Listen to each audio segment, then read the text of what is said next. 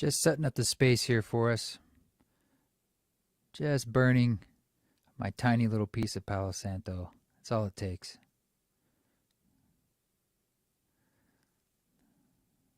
To welcome us into this space, into this little opportunity to drop into ourselves, drop into what is.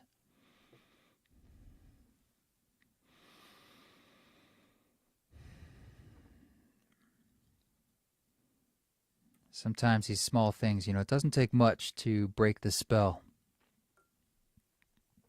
A little bit of smoke or just, a quick breath in and out. But thank you to this smoke, this Palo Santo, for doing what it does to help reset the air, reset the room. Hi, I'm East Forest. Thank you so much for joining me today. We're going to do just a little practice together with music to play around with how we can use music as a tool to take us inside. And why is that interesting? Why do I want to do that? Well, one, because it's sort of like asking a fish what water is. I think music is so ever present on the planet today, more than it ever has been in the history of humanity. And it's so accessible to us that I think it's a good question to ask. Like, are there ways we can deepen our relationship with music as a tool to open up the inner landscape? Because it can. And it's something that I think we've gotten a bit out of touch with or almost taken for granted. And if we bring small practices and bits of our attention to it, you'd be surprised the benefits that it can reveal. So before we get into maybe giving you some background on it and then diving into a short meditation together, guided meditation with music, I have my little Ragini here that my partner Radha brought back from India. This thing's awesome. Makes little drones. And we're just going to drop in with a little flute made by Eli Creations in Washington. So just to arrive, why don't you, if you can, find a place to be comfortable where your body can be at rest and you can be in a place of repose where you can listen and release. Maybe just take a few breaths in, perhaps through your nose, out through your mouth. A few more at your pace. Gently, slowly. Just watching how, just doing that, you become more here and now. This incredible technology we carry around with us, our ability to breathe, like we don't even have to think about it and it's doing its thing.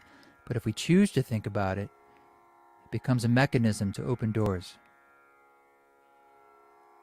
into the present moment, which then opens the real doorway, the doorway of oneness into non-duality. If you want to close your eyes, please do. We're just going to listen to our bodies and breathe. That's all we're going to do while we welcome this space.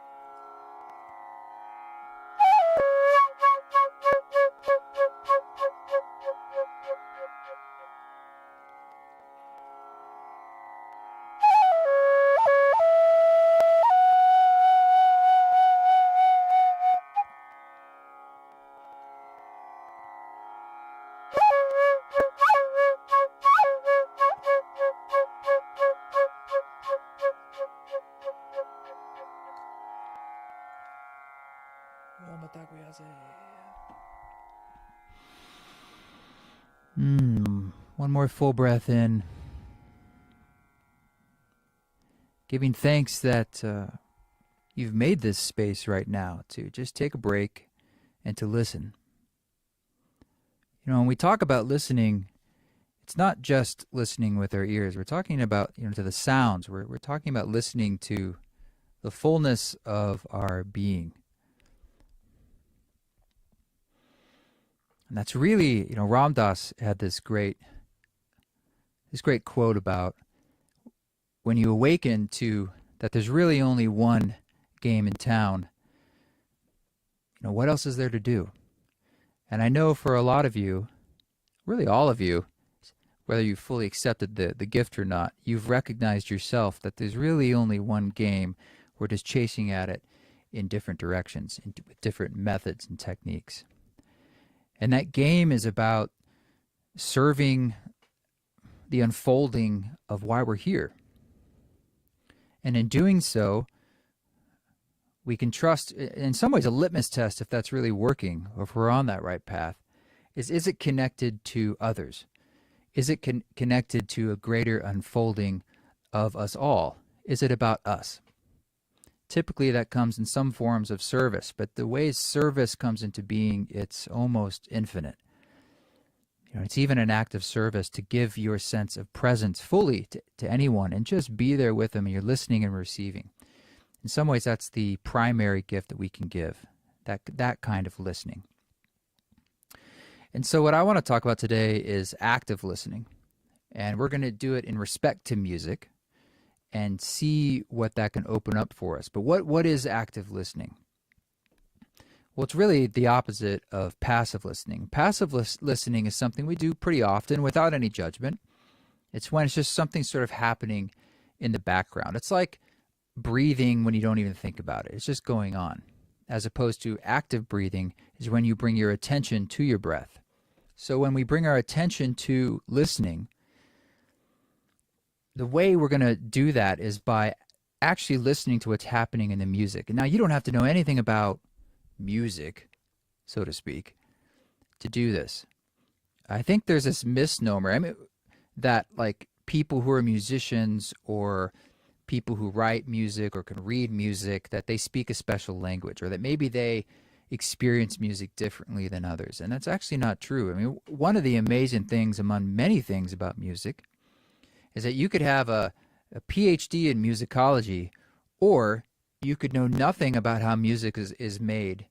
And our bodies both respond emotionally to music in similar ways. Like there are certain things embedded, relationships into music that just engender an emotional response to us, and that's why we like it. In that way, music opens doors in our own being and our psyche through feeling. It's a translator to feeling, and feeling is beyond just thinking and words and mind. It's one of the doorways into non-duality. To get a little esoteric, I've had my own feelings where I notice with music that it's kind of like a tether or a tentacle that connects from this realm that we're very used to, this waking life, three-dimensional realm. This is what we know of as consciousness. And music has this ability to connect us to these other realms that are beyond that. If you think about, I've got a piano here in the background, and you might have heard of an octave. It's like from like a C to a C, there's 12 notes, da, da, da, da, da, da, da, da, and there's 8 octaves on the piano. But sound is like light; it goes on forever in either direction. It's infinite. It's just that our ears can hear a certain range of sounds, just like our eyes can see a certain range of a wavelength of light. And music, in a sense, because we actually know scientifically that those frequencies exist beyond what we can hear, it's like a tip of an iceberg that's in an ocean. Like we're able to hear that piece above the water, but it helps us be in touch with, through feeling, everything that is submerged, that is unseen. So it helps us get in touch with the unseen.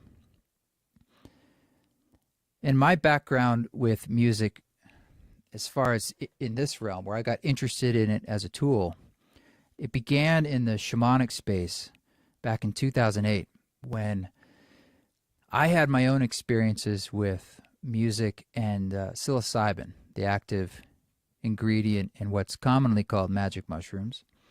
Just a few experiences in my life, but they were so powerful and important that it almost felt like realer than real. Like it showed me something through how I felt and an understanding that really helped me feel like, oh, I knew there was more, and now I felt it. But it was through how those two things work together, the psilocybin and music.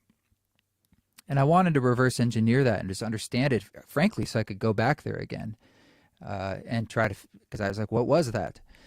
So I started making music with that in mind and trying to study what's going on with music, both from a sound healing perspective, but also going to indigenous ceremonies and experiencing it firsthand, all the different ways that music is used to take us into these places.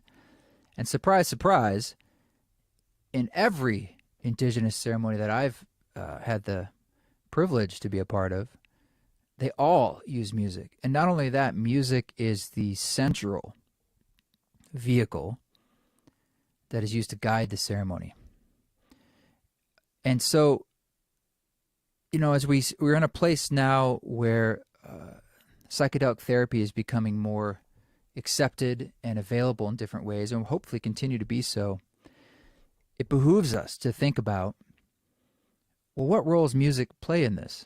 What role does ceremony play in this? Because it's played a pretty important role for a very, very long time in the experience itself. And are there ways that we can use modern music intentionally to help meet this moment in time for our modern ears and where we're at? And it's like ice cream, you know. There's not one way to do this or one kind of music. I mean, all flavors of ice cream are really good. Some people have their favorites, but let's be honest, we like a lot of them.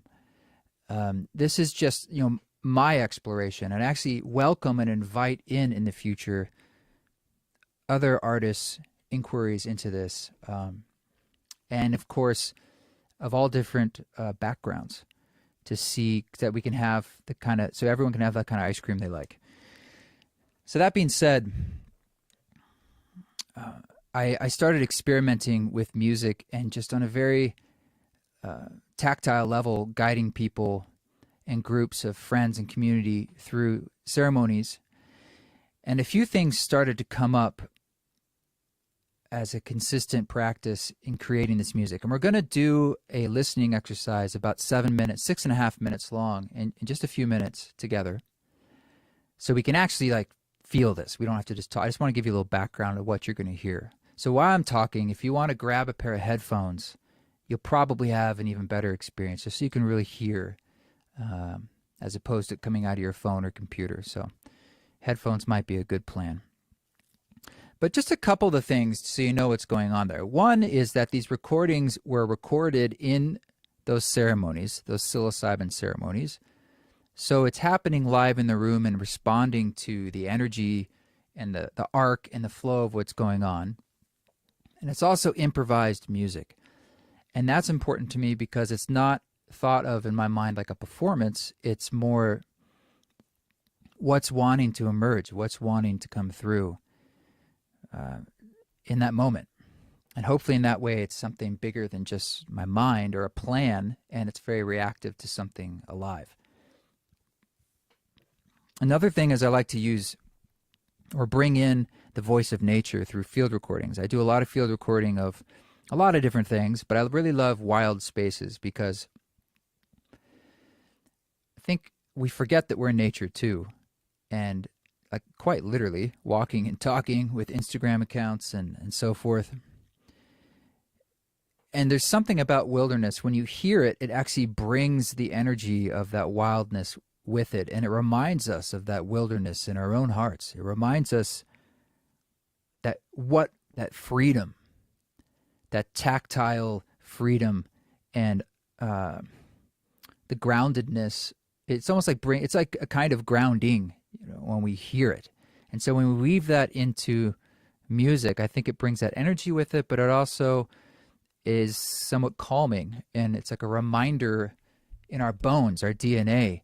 Epigenetically, we have memories on a cellular level of things that have been going on for a long time, like these sounds of wilderness. Wilderness used to be so seeped in our being that we didn't escape from it, in the same way that everywhere on the planet had direct contact with the Milky Way and incredible amounts of stars until, the Industrial Revolution, where we started having lights and could light the night, and pollution and clouding our skies and so forth. And these are things we've lost touch with on some level for some of us, and they help remind us again about the fullness of who we are. And in remembering that, we remember our purpose and what's important to us and how we want to step forward in the world. So you'll hear some of that, some field recordings.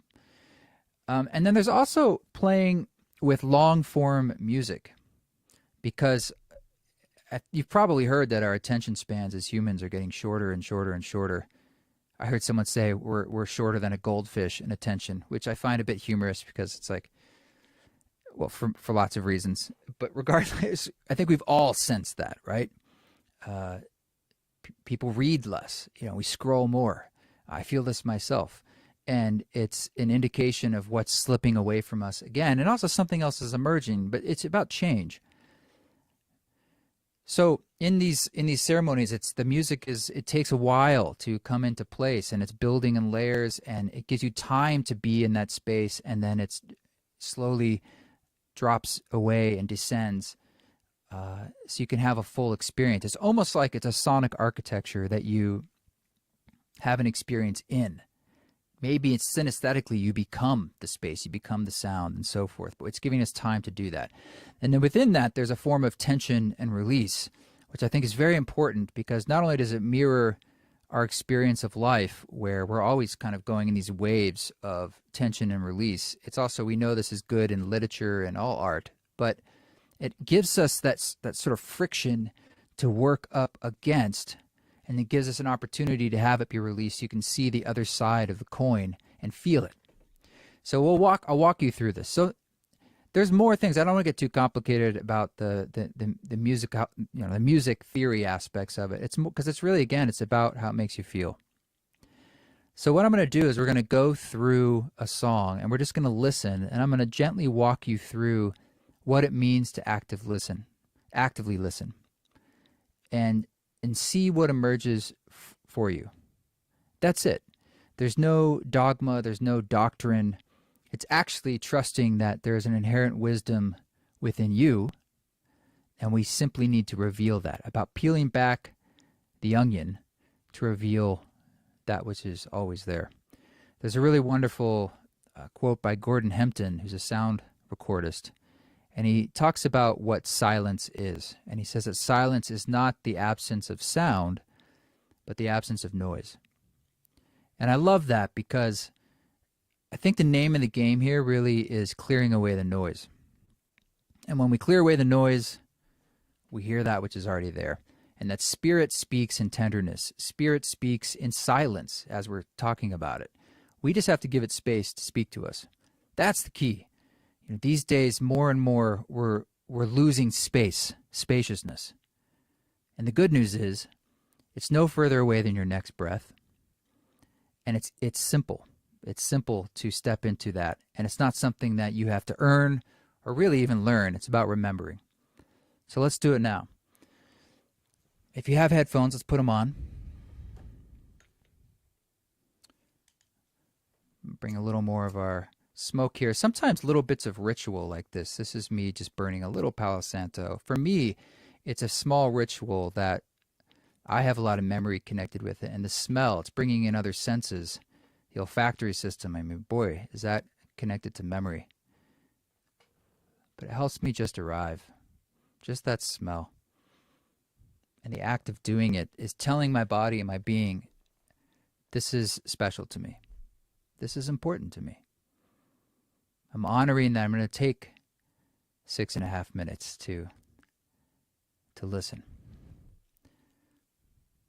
So take a few breaths in through your nose, out through your mouth, or in and out your nose, whatever feels right to you. Close your eyes and open up your ears. First, just notice what you hear.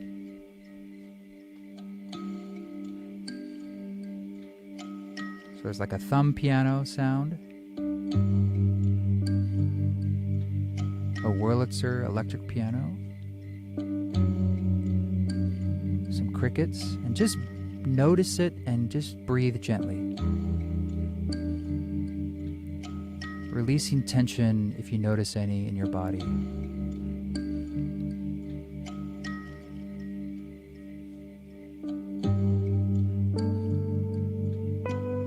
A melody emerges. Put your attention on it. Follow it.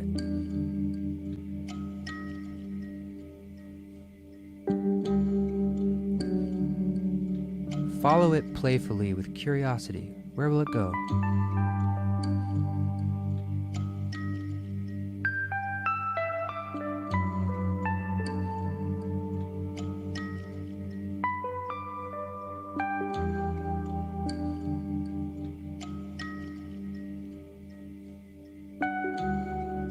Keep breathing, perhaps with the music.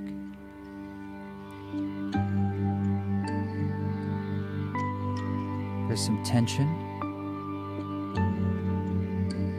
The melody returns.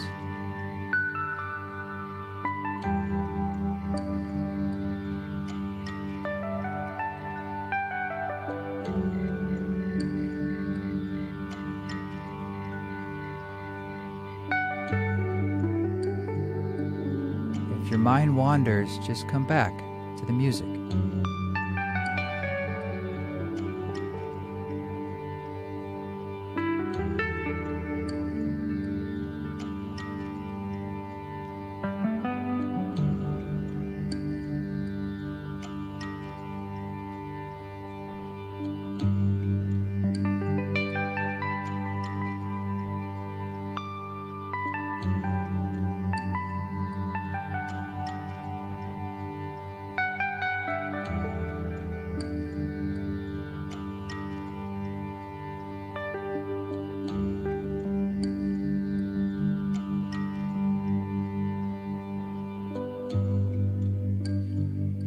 It's more spacious. Almost like a breather or a break. Follow where the melody brings up feeling in your body. Just noticing, I feel that in my head or in my heart or in my feet.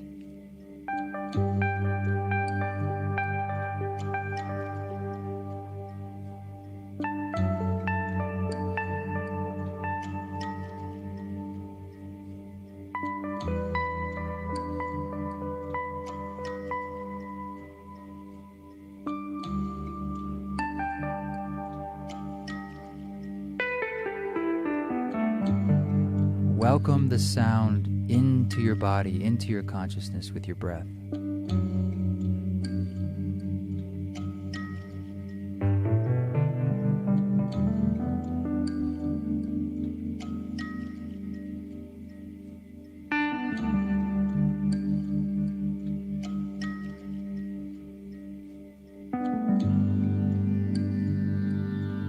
The tension comes back. Perhaps it will build. Just notice it.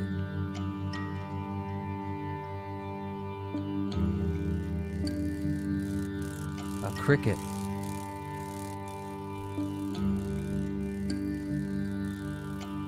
Keep breathing.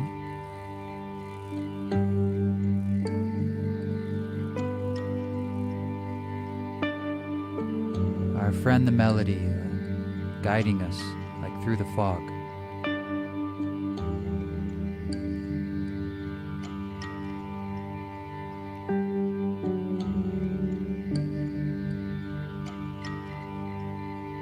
Let it guide you.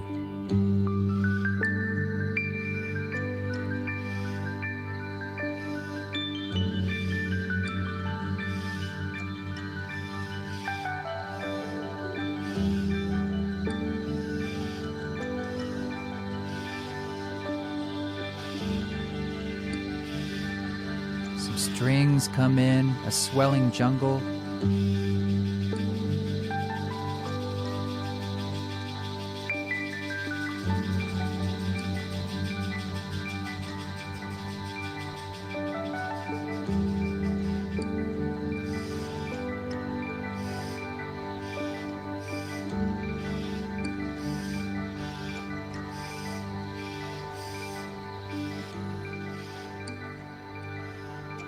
And exhalation, letting it all rest like dust settling.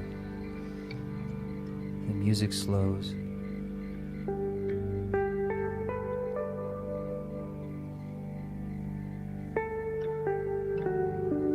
The melody almost going to sleep, saying goodbye.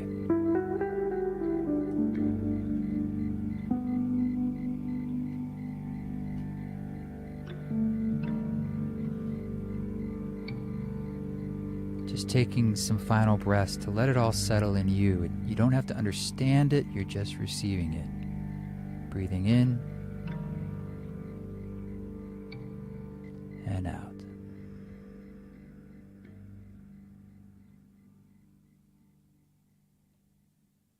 Very good. Let's just let this sit for a minute.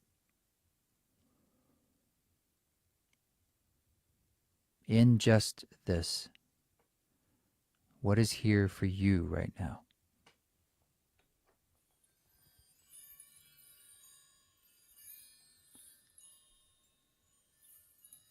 What gift can you receive into your hands that's internally existing right now? It might be a memory. It might be an image. It might be a sweet nothingness, but just receive it.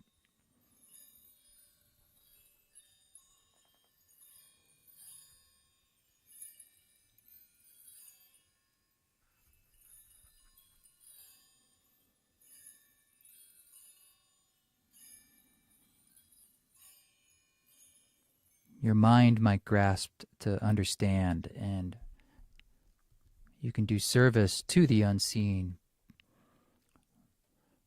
by taking into your heart that which you don't fully understand or you don't see. Letting those seeds be planted into the soil, waiting for them to germinate. We water that soil by returning to this garden of the inner landscape, by giving it space to be heard, by creating that space, maybe even just a few seconds. It's like doing weeding in a garden. It's valuable, it's additive, and it's honorable. Inner work is a human right. And we can all work to balance the scales so that we all have equal support for that work, resources. But the work we do inside is the ground level of change, because all change happens from the inside out, one individual at a time. We absolutely influence each other. But the solutions we're waiting for are not going to come from the top down, from an external source. The real change is already happening. It's endlessly blossoming. And by you creating that inner tether and fortitude, that will serve you in a sea of information sickness, so that you can make choices and move forward from a place of truth and clarity, which inevitably is from a place of love and compassion, of selflessness, through a recognition of us.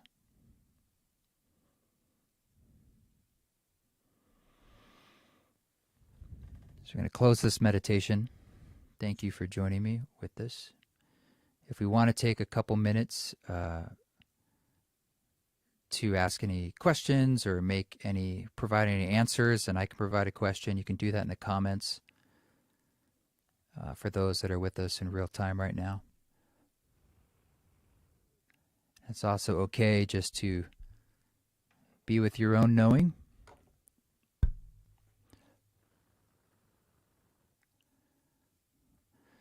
I do want to say those visuals you saw were by David Lobser, and that's from an album called Spores. And the entire album is on YouTube with those beautiful visuals in 4K. And I just released a song called Cosmic Dance. That's off my new album that's going to be coming out, just started coming out. It's called Music for the Deck of the Titanic. So as you can see, on theme for us being in touch with our own mental health, mental awareness, psychic awareness, soul awareness for a soul-centric life. Feel free to check it out. There's a lot of records that I've put out there, some of them intentionally for guiding journeys, like with psilocybin. I mean, one of them is called Music for Mushrooms. It's a 5-hour album. But there's a lot of different tools out there for us. It's really about you going out there and playing around, having that sense of curiosity and playfulness to be like, well, what's working for me?